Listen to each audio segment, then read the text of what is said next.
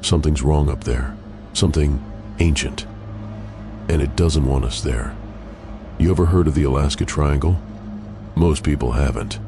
Everyone talks about the Bermuda Triangle, sure. Planes disappearing, weird storms, compasses going haywire. But the Alaska Triangle, it's worse, way worse. This isn't just storms and missing boats. This is something older, something hungry.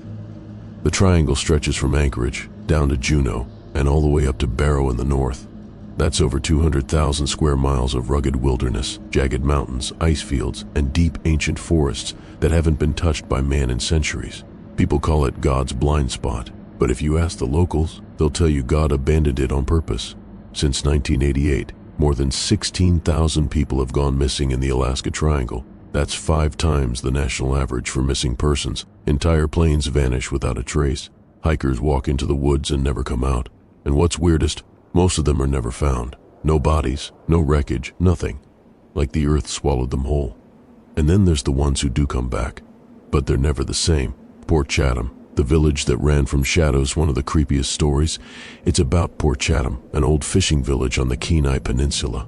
Back in the 1940s, people started reporting strange creatures in the woods, massive humanoid things covered in dark fur with glowing red eyes. Not bears, not moose, something else, something wrong. People started vanishing. One guy went out to check his traps. They found the traps torn, apart, and his body in pieces, not eaten, just shredded. Like it was for sport, others just never came back. By 1950, the entire town had packed up and left overnight. The village was abandoned, and they never looked back. Locals today refuse to go near it. Hunters won't track game through the forests there. Not even the military does training exercises near Port Chatham, whatever is in. Those woods, it's not natural. Weird lights and whispers in the sky. People who've flown through the triangle have all kinds of weird experiences. Pilots report electronic failures, instruments going dead, strange radio interference that sounds like whispers, even when they're flying solo. Some pilots claim to see strange lights in the sky, silent, hovering, then vanishing at impossible speeds. And we're not talking about little lights. We're talking about massive glowing structures, like they're not part of this world. There are theories, of course. Some think it's a magnetic anomaly, like some sort of electromagnetic vortex screwing with navigation systems. Others say it's military experiments, HAARP or deep black projects. But the more you dig, the more you hear the same thing over and over. It's the land itself. It's alive. And it doesn't want you here. They say when the snow falls just right, you can hear it breathing. The missing gone without a trace now. The Alaska Triangle isn't just about eerie feelings and spooky legends. The number of people who vanish here is staggering. One of the most well-known cases? Congressman Hale Boggs. In 1972, his plane disappeared while flying from Anchorage to Juneau. They launched one of the biggest search and rescue operations in U.S. history. 39 military aircraft, 400 people on the ground. They combed 32,000 square miles, and guess what they found? Nothing. No plane, no bodies, not even a scrap of metal. It was like the sky just ate them. And then there's the hiker disappearances. People with GPS, emergency gear, radio beacons, gone. Some vanish within half a mile of established trails. Others leave behind half-eaten meals, tents undisturbed, campfires still warm. It's like they stood up mid-bite and were taken, and there's a pattern. It's always in or near ancient native lands, especially places the Inuit and Athabascan tribes consider sacred or cursed. The old legends, Tornit, and the land that hates if you really want to understand what's happening out there.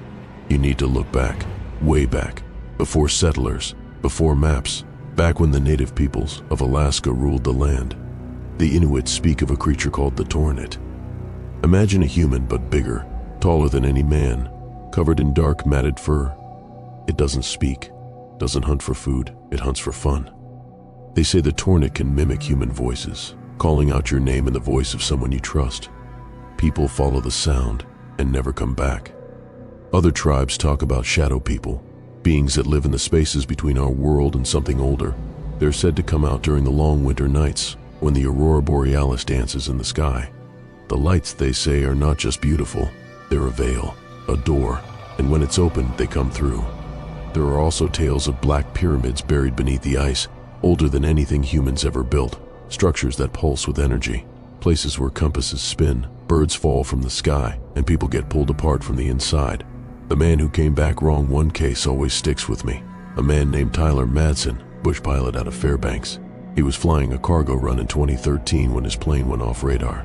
4 days later, he walked out of the forest barefoot, bleeding and incoherent.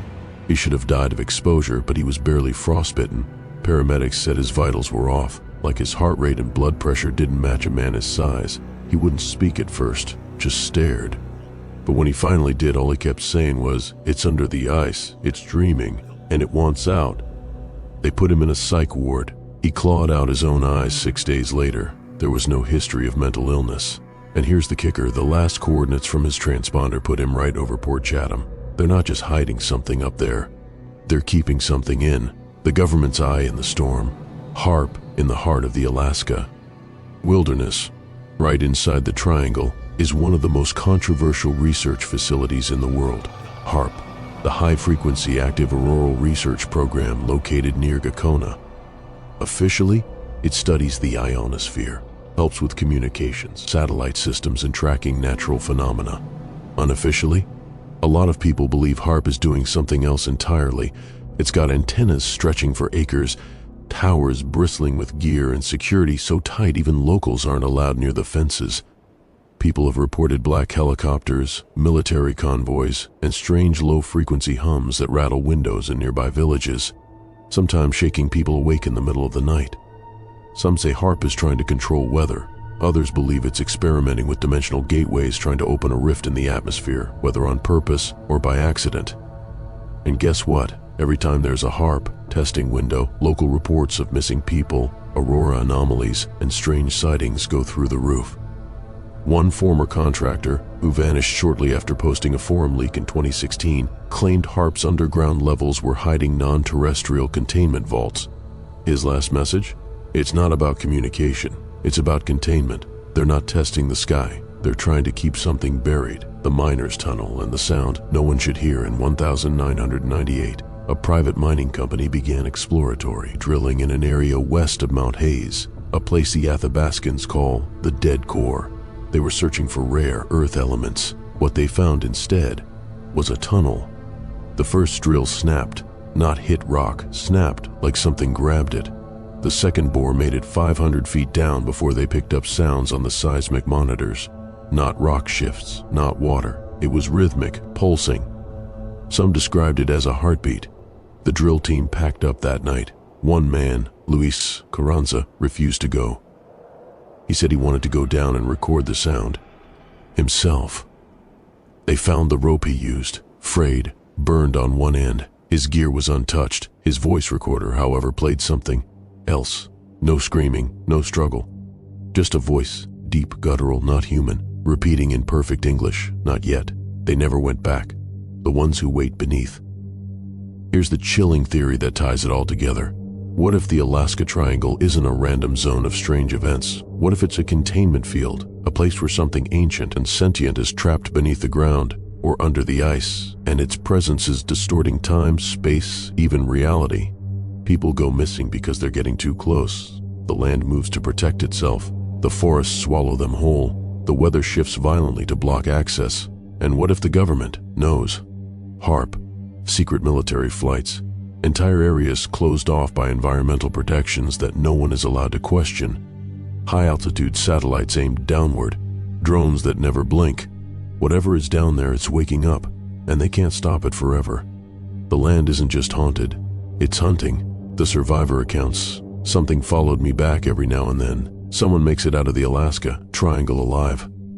But they're never the same. One of the most well-documented cases is Nia Wallace, a wildlife biologist who went missing for 6 days in 2017 during a solo expedition near Lake Iliamna. When search crews found her, she was barefoot, dehydrated, and standing at the edge of the tree line, just staring at the sky. She didn't speak for almost a week. When she did, all she said was, "It wasn't lost time. I lived every second of it." Nia claimed she was under the earth, but not in a cave. She described it as an open space without walls, lit by a sick green glow.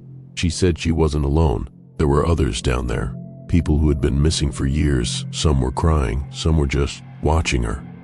And there were things moving behind them, shapes that never stepped into the light. When asked how she escaped, she went silent. A year later, she was institutionalized after attacking a nurse. She kept screaming, "It followed me out. It's in the light. It's in the light."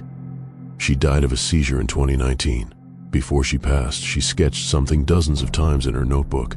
A pyramid with an eye cracked open, leaking black ichor into the trees. The ancient map. There's a map, kept in a museum in Sitka, drawn by Inuit shamans centuries ago. It doesn't show towns or rivers. It shows energy lines, points where the earth breathes, where spiritual forces gather. The Alaska Triangle sits directly over the darkest point on the entire map. The elders call it Tukshuan, which translates to the mouth that waits. According to oral tradition, it's not a place where spirits pass. It's a place where spirits are trapped, chained inside the earth by sky fire and bloodstones. They say if these bindings are broken, the sky will weep and the land will burn from the inside out. And lately, the elders are worried. They say the old signs are returning, animals migrating away from the mountains' aurora patterns, forming symbols instead of waves, children speaking in voices not their own. One elder even claimed that ravens have started gathering in perfect circles, watching the forests, waiting for something. The triangle is expanding. Here's the scariest part. Satellite data from 2023 started showing magnetic disturbances outside the triangle's traditional borders. Areas near the Yukon River, parts of western British Columbia, even islands off the southern coast are starting to show the same strange phenomena. Electrical failures, missing time, voice interference. Researchers believe the triangle is not fixed, it's expanding, like a living thing stretching in its sleep. If that's true, we may be on the edge of something unimaginable. This isn't just a triangle, it's a threshold, a thin membrane between our world and something older, colder, and utterly alien. And if it fully wakes up, we may not be here to tell the story. Final thoughts, so yeah. The Alaska Triangle? It's not just wilderness. It's not just superstition. It's a pressure point in reality. A place where the rules bend and something waits beneath the ice, hungry and dreaming.